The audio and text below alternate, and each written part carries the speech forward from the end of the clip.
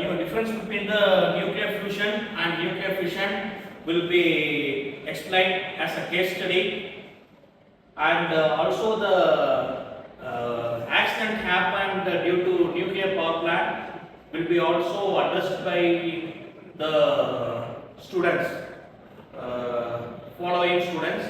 Okay, thank you. இப்போ introduction of nuclear power plant என்னென்ன introduction ஆகும்னா, நியூக்ளியர் பவர் பிளான்ட் வந்து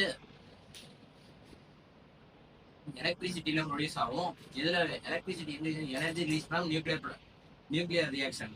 அதில் வந்து instead of burning fuel or கேஸில் வந்து எனர்ஜி வந்து ஸ்பெஷல் ஃபியூல் எதில் ஆகும்னா யுரேனியமில் ஆகும். இம்பார்ட்டன்ஸ் என்னென்னு பார்த்தீங்கன்னா, large amount of produce large amount of electricity to not cause air pollution இதாகாது.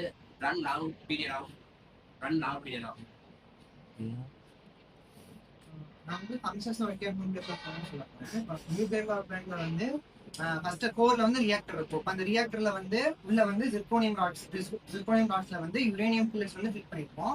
அதை வந்து நம்ம ஃபியூல் ராட்ஸ் யூஸ் பண்ணுவோம். இப்போ அந்த ஃபியூல் ராட்ஸ் வந்து ரியாக்டர்ல வச்சுட்டு, இப்போ அந்த ரியாக்டர்ல வந்து யூஸ் பண்றதுக்கு நமக்கு நியூட்ரான் தேவையா, அந்த நியூட்ரான் வந்து நம்ம யுரேனியம் 235 நியூக்ளியர்ல இருந்து ஸ்பான்டேனியஸ் ரியாக்ஷன் மூலியமா அந்த நியூட்ரான் வந்து கிரியேட் பண்ணுவோம். அந்த கிரியேட் பண்ற நியூட்ரானை வந்து அந்த ஜிர்கோனியம் ராட்ஸ், அதாவது ஃபியூல் ராட்ஸ்ல வந்து மோதிட்டோம்னா அது வந்து ரியாக்ஷன் நடக்குமா, அந்த ரியாக்ஷன் வந்து அதிக amount of heat and energy வந்து ப்ரொடியூஸ் பண்ணும். இப்போ அந்த அதிகமான ஹீட் அண்ட் எனர்ஜி வந்து நம்ம கட்டுப்பாட்டுக்கு வச்சுக்கிறதுக்காக கண்ட்ரோலர்ஸ் யூஸ் பண்ணுறோம். அதாவது போரான்ங்கிற கண்ட்ரோலர்ஸ் யூஸ் பண்ணுறோம். இப்போ வந்து அந்த ரியாக்ஷன் வந்து எனக்கு தேவையில்லை அப்படின்னா அந்த கண்ட்ரோலர்ஸ் வந்து அந்த ரியாக்டருக்குள்ள வச்சோம்னா அது வந்து நியூரான் வந்து அப்சர்வ் பண்ணிட்டு ரியாக்ஷன் வந்து ஸ்டாப் பண்ணிடும். ஒரு அந்த ரியாக்ஷன் வந்து இன்னும் நடக்கணும் அப்படின்னா அந்த ராட்ஸ் வந்து வெளியிடும் போது ரியாக்ஷன் வந்து நடக்க ஆரம்பிச்சிடும்.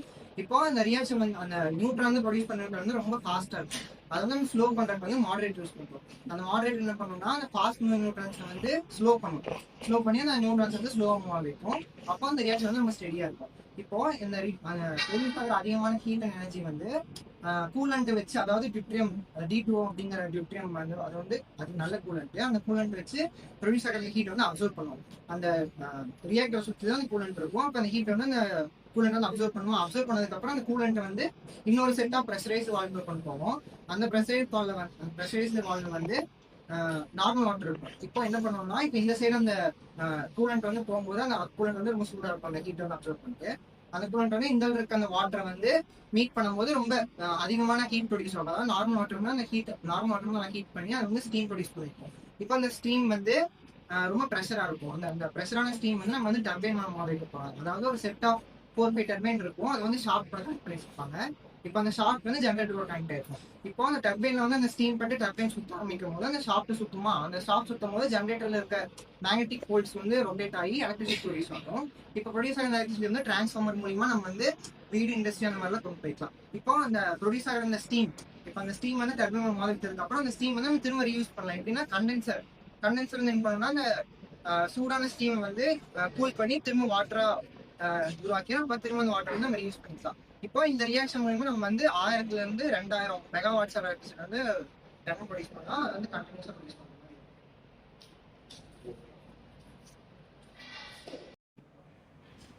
நியூக்ளியர் பவர் பிளான்ட், அதாவது உக்ரைன்ல நடந்த ஒரு ஆக்சிடென்ட் தான் வந்து செர்னோபில் டிசாஸ்டர்.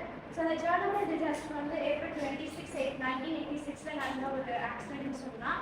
ஸோ செர்னோபில் அப்படிங்கிறது ஒரு நியூக்ளியர் பவர் பிளான்ட். அந்த பவர் பிளான்ட்ல வந்து ப்ராப்பரான ஒரு சேஃப்டி மெஷர்ஸ் இல்லாமல் அவங்க வந்து சேஃப்டி டெஸ்ட் பண்ணதுனால நடந்த ஒரு ஆக்சிடென்ட். அங்கே இருக்கிற ரியாக்டர் 4 அப்படிங்கிறது வந்து எக்ஸ்ப்ளோர்ட் ஆயிடுச்சு.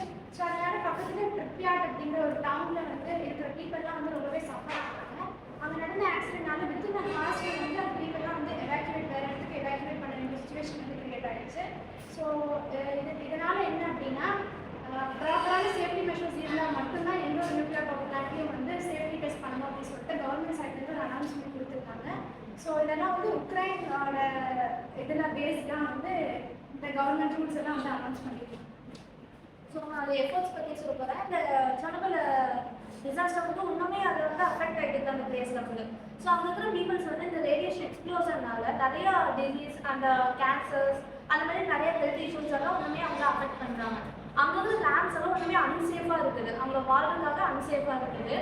ஸோ இந்த வேர்ல்டில் ஃபுல்லாக இந்த இன்சிடென்ட் வந்து ஒரு எக்ஸாம்பிளாக இருக்குது. நியூக்ளியர் பவர் பிளான்ட் வந்து நம்ம எப்படி சேஃப்டியாக பண்ணணும், அட்வான்ஸ் டெக்னாலஜிஸ் எல்லாம் நம்ம எப்படி கேர்ஃபுல்லாக ஹேண்டில் பண்ணணுங்கிறதுக்கு இது ஒரு எக்ஸாம்பிளாக இருக்குது. So thank you.